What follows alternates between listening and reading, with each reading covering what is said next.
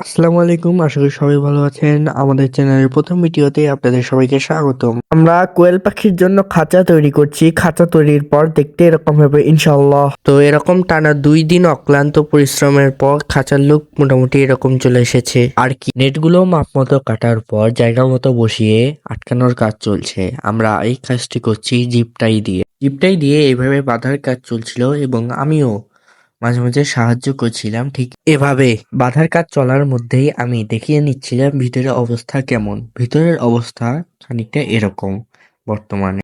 তো এভাবেই অনেকগুলো যন্ত্রপাতি দিয়ে কাজ চলছে আমাদের। আশা করি কাজ শেষ হওয়ার পর খাঁচাটি দেখে আপনাদেরও ভালো লাগবে। আশা করব ভিডিওতে লাইক দিয়ে আমাদের পাশেই থাকবেন। তো বর্তমানে আমাদের খাঁচার কাজ কিন্তু সম্পূর্ণ হয়ে গেছে এবং খাঁচাটি দেখতে ভালো লাগছে। নতুন করে গেট সিস্টেম করেছি, এটি করারই ছিল। গেটগুলোও কিন্তু খোলা লাগা করা যাচ্ছে খুব সহজেই। যেই 3টি সেকশন, এই 3টি সেকশনেই কিন্তু গেট ব্যবহার করা হয়েছে। খাঁচার মাঝের সেকশনটির বর্তমান অবস্থা আপনাদের দেখাই। আলগা কিছু নেট এখনো আছে, সেগুলো সঠিকভাবে ছাঁটাই করে দিতে হবে। আগের থেকে বর্তমান অবস্থা অনেক ভালো মনে হচ্ছে। আশা করি আপনাদেরও ভালো লেগেছে।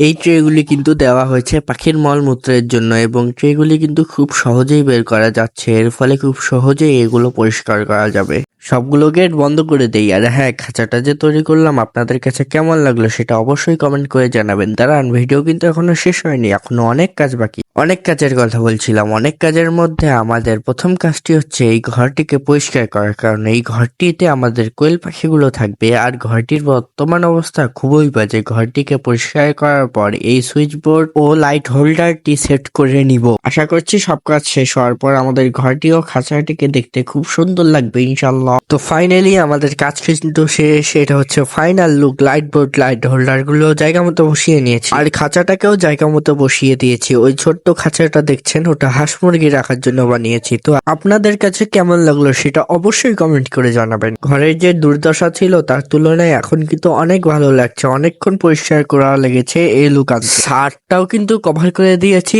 এর নেট দিয়ে, যাতে অন্য কিছু আসতে না পারে। তো আগামী ভিডিওতে আপনারা দেখতে পারবেন কিভাবে আমরা পাখিগুলোকে আনি ও কিভাবে আমরা পাখিগুলোকে রাখি। তো আজকের মতো এখানেই বিদায়। আগামী ভিডিওতে দেখা হবে ইনশাল্লাহ। আসসালামু আলাইকুম ওয়া রাহমাতুল্লাহ।